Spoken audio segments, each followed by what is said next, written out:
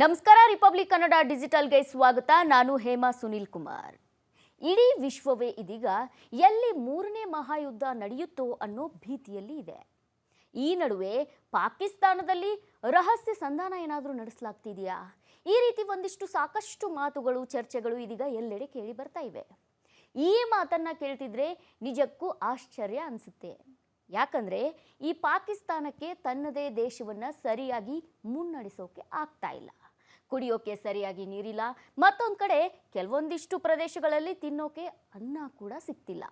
ಇಂಥ ಹೀನಾಯ ಸ್ಥಿತಿಯಲ್ಲಿರೋ ಪಾಕಿಸ್ತಾನದಲ್ಲಿ ರಹಸ್ಯ ಸಂಧಾನ ನಡೆಯೋದು ಅಂದರೆ ನಿಜಕ್ಕೂ ದೂರದ ಮಾತು. ಈ ರೀತಿ ನನಗೆ ಮಾತ್ರ ಅಲ್ಲ, ಎಲ್ರಿಗೂ ಅನಿಸುತ್ತೆ. ಆದ್ರೀಗ ಈ ಗಲ್ಫ್ ವಾರ್ಗೆ ಬ್ರೇಕ್ ಬೀಳುವಂತಹ ಕೆಲವೊಂದಿಷ್ಟು ಲಕ್ಷಣಗಳು ಕಾಣಿಸ್ತಾ ಇವೆ. ಅದಕ್ಕೆ ಇತ್ತೀಚಿನ ಬೆಳವಣಿಗೆ ಕೂಡ ಒಂದಿಷ್ಟು ಪುಷ್ಟಿಯನ್ನು ನೀಡ್ತಾ ಇದೆ. 2 ದಿನಗಳ ಹಿಂದೆ ಟ್ರಂಪ್ ತಾತ್ಕಾಲಿಕ ಕದನ ವಿರಾಮ ಅಂತ ಹೇಳಿದ್ರು. ಆದರೆ ಅದನ್ನು ಇರಾನ್ ಅಂತೂ ಪಾಲಿಸಲೂ ಇಲ್ಲ, ಅದಕ್ಕೆ ಯಾವುದೇ ರೀತಿ ಕ್ಯಾರೆ ಅಂತಾನೂ ಅನ್ನಲಿಲ್ಲ, ಅದು ಬೇರೆ ಮಾತು. ಆದರೆ ಮತ್ತೆ ನಿನ್ನೆಯಷ್ಟೇ ಅಮೆರಿಕ ಹಾಗೂ ಇರಾನ್ ಪರಸ್ಪರ ಕೆಲವೊಂದಿಷ್ಟು ಷರತ್ತುಗಳನ್ನು ಹಾಕಿದ್ವು. ಇದಾದ ಬಳಿಕ ಇಸ್ರೇಲ್ ಕೂಡ ಯಾಕೋ ಸ್ವಲ್ಪ ಸಾಫ್ಟ್ ಆದಂತೆ ಕಾಣ್ತಾ ಇದೆ. ಇದನ್ನೆಲ್ಲ ನೋಡ್ತಾ ಇದ್ರೆ ಇರಾನ್ ಯುದ್ಧ ಯಾವುದೇ ಸಮಯದಲ್ಲಿ ಕೊನೆಗೊಳ್ಳಬಹುದು ಅಂತ ಅನ್ನಿಸ್ತಾ ಇದೆ. ಇನ್ನು ಮತ್ತೊಂದು ಕಡೆ ಅಮೆರಿಕ ಅಧ್ಯಕ್ಷ ಟ್ರಂಪ್ ಕೂಡ ಯಾವುದೇ ಸಮಯದಲ್ಲಿ ಇರಾನ್ ಯುದ್ಧದಲ್ಲಿ ಕದನ ವಿರಾಮವನ್ನು ಘೋಷಣೆ ಮಾಡಬಹುದು ಅನ್ನೋ ಮಾಹಿತಿ ಕೂಡ ಹರಿದಾಡ್ತಾ ಇದೆ. ಹೌದು, ಡೊನಾಲ್ಡ್ ಟ್ರಂಪ್ ಶೀಘ್ರದಲ್ಲೇ ಚೀನಾಗೆ ಭೇಟಿಯನ್ನು ಕೊಡ್ತಾ ಇದ್ದಾರೆ. ಅಮೆರಿಕ ಅಧ್ಯಕ್ಷ ಡೊನಾಲ್ಡ್ ಟ್ರಂಪ್ ಮೇ 14 ಮತ್ತು ಮೇ 15ರಂದು ಚೀನಾದ ಬೀಜಿಂಗ್ನಲ್ಲಿ ಭೇಟಿಯನ್ನು ಮಾಡಲಿದ್ದಾರೆ. ಹಾಗಿದ್ರೆ ಯಾರನ್ನ ಇವರು ಭೇಟಿ ಮಾಡ್ತಾರೆ ನೀವು ಕೇಳಬಹುದು. ಈ ರೀತಿ ಸಾಕಷ್ಟು ಪ್ರಶ್ನೆಗಳು ಕೂಡ ಮೂಡುತ್ತೆ. ಟ್ರಂಪ್ ಚೀನಾಗೆ ಹೋಗೋಕ್ಕೂ ಈ ಯುದ್ಧ ನಿಲ್ಲೋದಕ್ಕೂ ಏನು ಲಿಂಕ್? ಆದರೆ ಈ ಭೇಟಿ ತುಂಬಾನೇ ಮಹತ್ವದ್ದಾಗಿದೆ ವೀಕ್ಷಕರೇ. ಯಾಕಂದರೆ ಇರಾನ್ನಲ್ಲಿ ಅಮೆರಿಕ ಮಿಲಿಟರಿ ಕಾರ್ಯಾಚರಣೆಯನ್ನು ನಡೆಸ್ತಾ ಇರೋದ್ರಿಂದ ಟ್ರಂಪ್ ಈ ಹಿಂದೆ ಚೀನಾ ಭೇಟಿ ಹಾಕ್ಕೊಂಡಿದ್ದನ್ನು ಪೋಸ್ಟ್ಪೋನ್ ಮಾಡಿದ್ರು. ಆದ್ರೀಗ ಮತ್ತೆ ದಿನಾಂಕವನ್ನು ಮರು ನಿಗದಿಯನ್ನು ಮಾಡಿದ್ದಾರೆ. ಸೊ ಇದರರ್ಥ ಅಮೆರಿಕ ಯುದ್ಧ ಮುಗಿಸಬೇಕು ಅಂತ ಬಯಸ್ತಾ ಇದೆ ಅನ್ನೋ ಥರ ಕಾಣಿಸ್ತಾ ಇದೆ. ಹಾಗಿದ್ದೆ ಡೊನಾಲ್ಡ್ ಟ್ರಂಪ್ ಈ ನಿರ್ಧಾರ ಯಾಕಪ್ಪ ಅಷ್ಟೊಂದು ಚರ್ಚೆ ಆಗ್ತಾ ಇದೆ ಅದನ್ನು ನೋಡೋಣ. ಇರಾನ್ನಲ್ಲಿ ಅಮೆರಿಕದ ಮಿಲಿಟರಿ ಕಾರ್ಯಾಚರಣೆ ಆರಂಭವಾದಾಗಿನಿಂದ ಇಡೀ ವಿಶ್ವದೆಲ್ಲೆಡೆ ಉದ್ವಿಗ್ನತೆ ಹೆಚ್ಚಾಯಿತು. ಇನ್ನು ಪಶ್ಚಿಮ ಏಷ್ಯಾ ಕಂಪ್ಲೀಟ್ ಆಗಿ ಯುದ್ಧದ ಜ್ವಾಲೆಯಲ್ಲಿ ಮುಳುಗೋಯ್ತು. ಇರಾನ್ ಕೂಡ ಪ್ರತೀಕಾರ ತೀರಿಸಿಕೊಳ್ಳೋ ಜಿದ್ದಿಗೆ ಬಿತ್ತು. ಇವರ ಮೇಲೆ ಅವರು, ಅವ್ರ ಮೇಲೆ ಇವರು ಪರಸ್ಪರ ಅಟ್ಯಾಕ್ ಮಾಡಿದ್ರು, ಮಿಸೈಲ್ಗಳ ಮಳೆಯನ್ನೇ ಸುರಿಸಿದ್ರು. ಮತ್ತೊಂದು ಕಡೆ ಹಾರ್ಮುಜ್ ಕೂಡ ಬಂದಾಯಿತು. ಇದರಿಂದ ಇಡೀ ವಿಶ್ವದ ಮೇಲೆ ಸಾಕಷ್ಟು ಪರಿಣಾಮಗಳು ಬೀರಿದ್ವು. ಇಷ್ಟೆಲ್ಲ ಆದ ಬಳಿಕ ಇದೀಗ ಟ್ರಂಪ್ ಹೋಗ್ತಿರೋದು ಭಾರೀ ಕುತೂಹಲವನ್ನು ಮೂಡಿಸಿದೆ. ಯಾಕಂದರೆ ಈ ಚೀನಾ ಇರಾನ್ ಜೊತೆ ಉತ್ತಮ ಸಂಬಂಧವನ್ನು ಹೊಂದಿದೆ. ಇಷ್ಟು ದಿನ ಯಾರ ಮಾತನ್ನು ಕೇಳದ ಇರಾನ್, ಯಾರ ಕಂಡೀಷನ್ಸ್ ಹಾಗೂ ಬೆದರಿಕೆಗೂ ಕೂಡ ಬಗ್ಗದಂಥ ಇರಾನ್ ಆಪ್ತ ಮಿತ್ರ ಚೀನಾ ಹೇಳಿದರೆ ಏನಾದರೂ ಯುದ್ಧದಿಂದ ಹಿಂದೆ ಸರಿಯುತ್ತಾ ಅಥವಾ ಯುದ್ಧವನ್ನು ನಿಲ್ಲಿಸುತ್ತಾ? ಈ ಒಂದು ಸಣ್ಣ ನಿರೀಕ್ಷೆ ಇದೆ.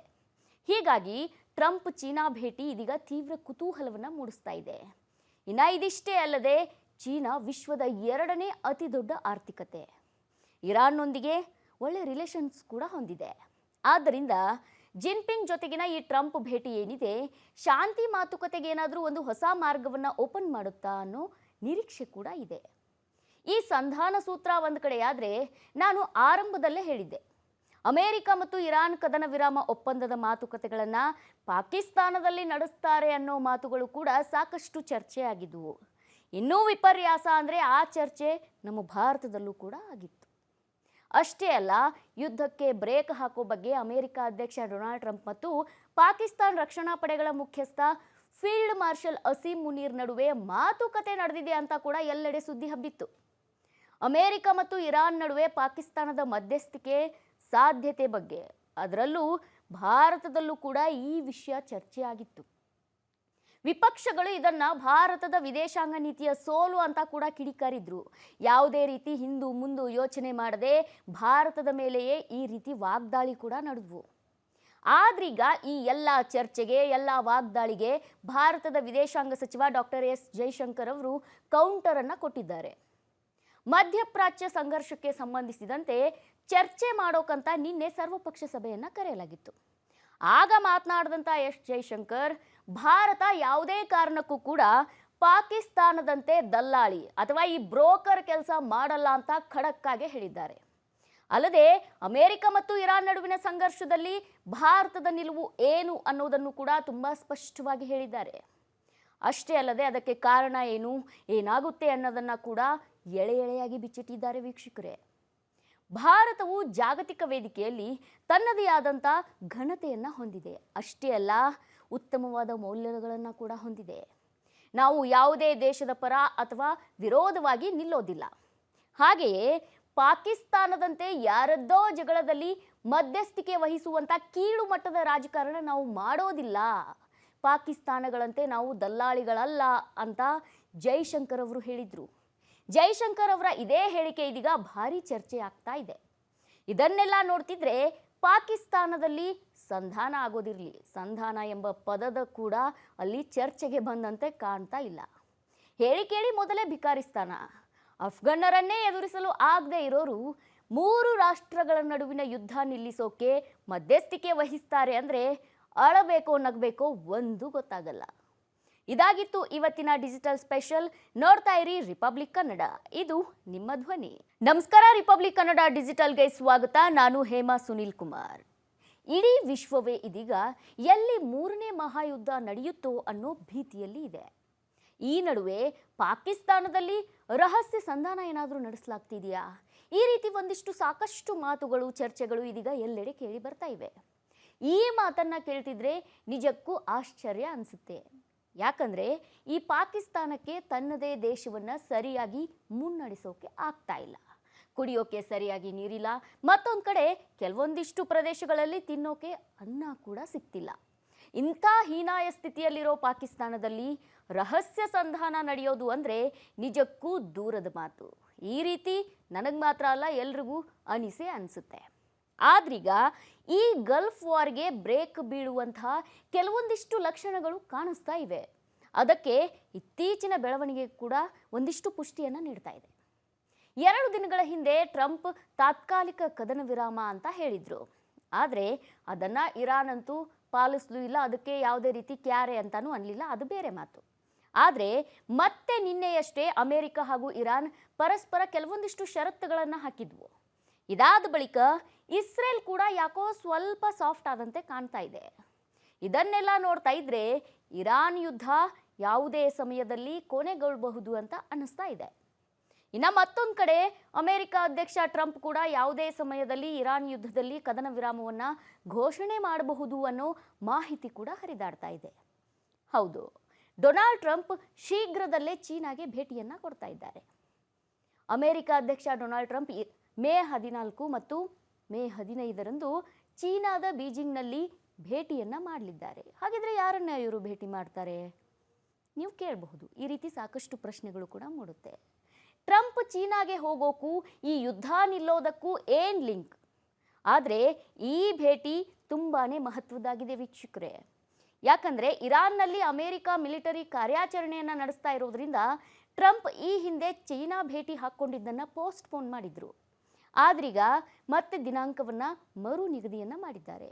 ಸೊ ಇದರರ್ಥ ಅಮೆರಿಕ ಯುದ್ಧ ಮುಗಿಸಬೇಕು ಅಂತ ಬಯಸ್ತಾ ಇದೆ ಅನ್ನೋ ಥರ ಕಾಣಿಸ್ತಾ ಇದೆ. ಹಾಗಿದ್ದೆ ಡೊನಾಲ್ಡ್ ಟ್ರಂಪ್ ಈ ನಿರ್ಧಾರ ಯಾಕಪ್ಪ ಅಷ್ಟೊಂದು ಚರ್ಚೆ ಆಗ್ತಾ ಇದೆ ಅದನ್ನು ನೋಡೋಣ. ಇರಾನ್ನಲ್ಲಿ ಅಮೆರಿಕದ ಮಿಲಿಟರಿ ಕಾರ್ಯಾಚರಣೆ ಆರಂಭವಾದಾಗಿನಿಂದ ಇಡೀ ವಿಶ್ವದೆಲ್ಲೆಡೆ ಉದ್ವಿಗ್ನತೆ ಹೆಚ್ಚಾಯಿತು. ಇನ್ನು ಪಶ್ಚಿಮ ಏಷ್ಯಾ ಕಂಪ್ಲೀಟ್ ಆಗಿ ಯುದ್ಧದ ಜ್ವಾಲೆಯಲ್ಲಿ ಮುಳುಗೋಯ್ತು. ಇರಾನ್ ಕೂಡ ಪ್ರತೀಕಾರ ತೀರಿಸಿಕೊಳ್ಳೋ ಜಿದ್ದಿಗೆ ಬಿತ್ತು. ಇವರ ಮೇಲೆ ಅವರು, ಅವ್ರ ಮೇಲೆ ಇವರು ಪರಸ್ಪರ ಅಟ್ಯಾಕ್ ಮಾಡಿದ್ರು, ಮಿಸೈಲ್ಗಳ ಮಳೆಯನ್ನೇ ಸುರಿಸಿದ್ರು. ಮತ್ತೊಂದು ಕಡೆ ಹಾರ್ಮುಜ್ ಕೂಡ ಬಂದಾಯಿತು. ಇದರಿಂದ ಇಡೀ ವಿಶ್ವದ ಮೇಲೆ ಸಾಕಷ್ಟು ಪರಿಣಾಮಗಳು ಬೀರಿದ್ವು. ಇಷ್ಟೆಲ್ಲ ಆದ ಬಳಿಕ ಇದೀಗ ಟ್ರಂಪ್ ಹೋಗ್ತಿರೋದು ಭಾರಿ ಕುತೂಹಲವನ್ನು ಮೂಡಿಸಿದೆ. ಯಾಕಂದರೆ ಈ ಚೀನಾ ಇರಾನ್ ಜೊತೆ ಉತ್ತಮ ಸಂಬಂಧವನ್ನು ಹೊಂದಿದೆ. ಇಷ್ಟು ದಿನ ಯಾರ ಮಾತನ್ನು ಕೇಳದ ಇರಾನ್, ಯಾರ ಕಂಡೀಷನ್ಸ್ ಹಾಗೂ ಬೆದರಿಕೆಗೂ ಕೂಡ ಬಗ್ಗದಂಥ ಇರಾನ್ ಆಪ್ತ ಮಿತ್ರ ಚೀನಾ ಹೇಳಿದರೆ ಏನಾದರೂ ಯುದ್ಧದಿಂದ ಹಿಂದೆ ಸರಿಯುತ್ತಾ ಅಥವಾ ಯುದ್ಧವನ್ನು ನಿಲ್ಲಿಸುತ್ತಾ? ಈ ಒಂದು ಸಣ್ಣ ನಿರೀಕ್ಷೆ ಇದೆ. ಹೀಗಾಗಿ ಟ್ರಂಪ್ ಚೀನಾ ಭೇಟಿ ಇದೀಗ ತೀವ್ರ ಕುತೂಹಲವನ್ನು ಮೂಡಿಸ್ತಾ ಇದೆ. ಇನ್ನು ಇದಿಷ್ಟೇ ಅಲ್ಲದೆ ಚೀನಾ ವಿಶ್ವದ 2ನೇ ಅತಿ ದೊಡ್ಡ ಆರ್ಥಿಕತೆ. ಇರಾನ್ನೊಂದಿಗೆ ಒಳ್ಳೆ ರಿಲೇಷನ್ಸ್ ಕೂಡ ಹೊಂದಿದೆ. ಆದ್ದರಿಂದ ಜಿನ್ಪಿಂಗ್ ಜೊತೆಗಿನ ಈ ಟ್ರಂಪ್ ಭೇಟಿ ಏನಿದೆ, ಶಾಂತಿ ಮಾತುಕತೆಗೆ ಏನಾದರೂ ಒಂದು ಹೊಸ ಮಾರ್ಗವನ್ನು ಓಪನ್ ಮಾಡುತ್ತಾ ಅನ್ನೋ ನಿರೀಕ್ಷೆ ಕೂಡ ಇದೆ. ಈ ಸಂಧಾನ ಸೂತ್ರ ಒಂದು ಕಡೆಯಾದರೆ, ನಾನು ಆರಂಭದಲ್ಲೇ ಹೇಳಿದ್ದೆ, ಅಮೆರಿಕ ಮತ್ತು ಇರಾನ್ ಕದನ ವಿರಾಮ ಒಪ್ಪಂದದ ಮಾತುಕತೆಗಳನ್ನು ಪಾಕಿಸ್ತಾನದಲ್ಲಿ ನಡೆಸ್ತಾರೆ ಅನ್ನೋ ಮಾತುಗಳು ಕೂಡ ಸಾಕಷ್ಟು ಚರ್ಚೆಯಾಗಿದ್ದವು. ಇನ್ನೂ ವಿಪರ್ಯಾಸ ಅಂದರೆ ಆ ಚರ್ಚೆ ನಮ್ಮ ಭಾರತದಲ್ಲೂ ಕೂಡ ಆಗಿತ್ತು. ಅಷ್ಟೇ ಅಲ್ಲ, ಯುದ್ಧಕ್ಕೆ ಬ್ರೇಕ್ ಹಾಕೋ ಬಗ್ಗೆ ಅಮೆರಿಕ ಅಧ್ಯಕ್ಷ ಡೊನಾಲ್ಡ್ ಟ್ರಂಪ್ ಮತ್ತು ಪಾಕಿಸ್ತಾನ ರಕ್ಷಣಾ ಪಡೆಗಳ ಮುಖ್ಯಸ್ಥ ಫೀಲ್ಡ್ ಮಾರ್ಷಲ್ ಅಸೀಂ ಮುನೀರ್ ನಡುವೆ ಮಾತುಕತೆ ನಡೆದಿದೆ ಅಂತ ಕೂಡ ಎಲ್ಲೆಡೆ ಸುದ್ದಿ ಹಬ್ಬಿತ್ತು. ಅಮೆರಿಕ ಮತ್ತು ಇರಾನ್ ನಡುವೆ ಪಾಕಿಸ್ತಾನದ ಮಧ್ಯಸ್ಥಿಕೆ ಸಾಧ್ಯತೆ ಬಗ್ಗೆ, ಅದರಲ್ಲೂ ಭಾರತದಲ್ಲೂ ಕೂಡ ಈ ವಿಷಯ ಚರ್ಚೆಯಾಗಿತ್ತು. ವಿಪಕ್ಷಗಳು ಇದನ್ನ ಭಾರತದ ವಿದೇಶಾಂಗ ನೀತಿಯ ಸೋಲು ಅಂತ ಕೂಡ ಕಿಡಿಕಾರಿದ್ರು. ಯಾವುದೇ ರೀತಿ ಹಿಂದು ಮುಂದು ಯೋಚನೆ ಮಾಡದೆ ಭಾರತದ ಮೇಲೆಯೇ ಈ ರೀತಿ ವಾಗ್ದಾಳಿ ಕೂಡ ನಡೆದ್ವು. ಆದ್ರೀಗ ಈ ಎಲ್ಲ ಚರ್ಚೆಗೆ, ಎಲ್ಲ ವಾಗ್ದಾಳಿಗೆ ಭಾರತದ ವಿದೇಶಾಂಗ ಸಚಿವ ಡಾಕ್ಟರ್ ಎಸ್ ಜೈಶಂಕರ್ ಅವರು ಕೌಂಟರ್ ಅನ್ನ ಕೊಟ್ಟಿದ್ದಾರೆ. ಮಧ್ಯಪ್ರಾಚ್ಯ ಸಂಘರ್ಷಕ್ಕೆ ಸಂಬಂಧಿಸಿದಂತೆ ಚರ್ಚೆ ಮಾಡೋಕಂತ ನಿನ್ನೆ ಸರ್ವಪಕ್ಷ ಸಭೆಯನ್ನ ಕರೆಯಲಾಗಿತ್ತು. ಆಗ ಮಾತನಾಡಿದಂಥ ಎಸ್ ಜೈಶಂಕರ್, ಭಾರತ ಯಾವುದೇ ಕಾರಣಕ್ಕೂ ಕೂಡ ಪಾಕಿಸ್ತಾನದಂತೆ ದಲ್ಲಾಳಿ ಅಥವಾ ಈ ಬ್ರೋಕರ್ ಕೆಲಸ ಮಾಡಲ್ಲ ಅಂತ ಖಡಕ್ಕಾಗಿ ಹೇಳಿದ್ದಾರೆ. ಅಲ್ಲದೆ ಅಮೆರಿಕ ಮತ್ತು ಇರಾನ್ ನಡುವಿನ ಸಂಘರ್ಷದಲ್ಲಿ ಭಾರತದ ನಿಲುವು ಏನು ಅನ್ನೋದನ್ನು ಕೂಡ ತುಂಬ ಸ್ಪಷ್ಟವಾಗಿ ಹೇಳಿದ್ದಾರೆ. ಅಷ್ಟೇ ಅಲ್ಲದೆ ಅದಕ್ಕೆ ಕಾರಣ ಏನು, ಏನಾಗುತ್ತೆ ಅನ್ನೋದನ್ನು ಕೂಡ ಎಳೆಯಾಗಿ ಬಿಚ್ಚಿಟ್ಟಿದ್ದಾರೆ. ವೀಕ್ಷಕರೇ, ಭಾರತವು ಜಾಗತಿಕ ವೇದಿಕೆಯಲ್ಲಿ ತನ್ನದೇ ಆದಂಥ ಘನತೆಯನ್ನು ಹೊಂದಿದೆ. ಅಷ್ಟೇ ಅಲ್ಲ, ಉತ್ತಮವಾದ ಮೌಲ್ಯಗಳನ್ನು ಕೂಡ ಹೊಂದಿದೆ. ನಾವು ಯಾವುದೇ ದೇಶದ ಪರ ಅಥವಾ ವಿರೋಧವಾಗಿ ನಿಲ್ಲೋದಿಲ್ಲ. ಹಾಗೆಯೇ ಪಾಕಿಸ್ತಾನದಂತೆ ಯಾರದ್ದೋ ಜಗಳದಲ್ಲಿ ಮಧ್ಯಸ್ಥಿಕೆ ವಹಿಸುವಂಥ ಕೀಳು ಮಟ್ಟದ ರಾಜಕಾರಣ ನಾವು ಮಾಡೋದಿಲ್ಲ. ಪಾಕಿಸ್ತಾನಗಳಂತೆ ನಾವು ದಲ್ಲಾಳಿಗಳಲ್ಲ ಅಂತ ಜೈಶಂಕರ್ ಅವರು ಹೇಳಿದರು. ಜೈಶಂಕರ್ ಅವರ ಇದೇ ಹೇಳಿಕೆ ಇದೀಗ ಭಾರಿ ಚರ್ಚೆ ಆಗ್ತಾ ಇದೆ. ಇದನ್ನೆಲ್ಲ ನೋಡ್ತಿದ್ರೆ ಪಾಕಿಸ್ತಾನದಲ್ಲಿ ಸಂಧಾನ ಆಗೋದಿರಲಿ, ಸಂಧಾನ ಎಂಬ ಪದದ ಕೂಡ ಅಲ್ಲಿ ಚರ್ಚೆಗೆ ಬಂದಂತೆ ಕಾಣ್ತಾ ಇಲ್ಲ. ಹೇಳಿ ಮೊದಲೇ ಭಿಕಾರಿಸ್ತಾನ, ಅಫ್ಘನ್ನರನ್ನೇ ಎದುರಿಸಲು ಆಗದೆ ಇರೋರು 3 ರಾಷ್ಟ್ರಗಳ ನಡುವಿನ ಯುದ್ಧ ನಿಲ್ಲಿಸೋಕೆ ಮಧ್ಯಸ್ಥಿಕೆ ವಹಿಸ್ತಾರೆ ಅಂದರೆ ಅಳಬೇಕೋ ನಗಬೇಕೋ ಒಂದು ಗೊತ್ತಾಗಲ್ಲ.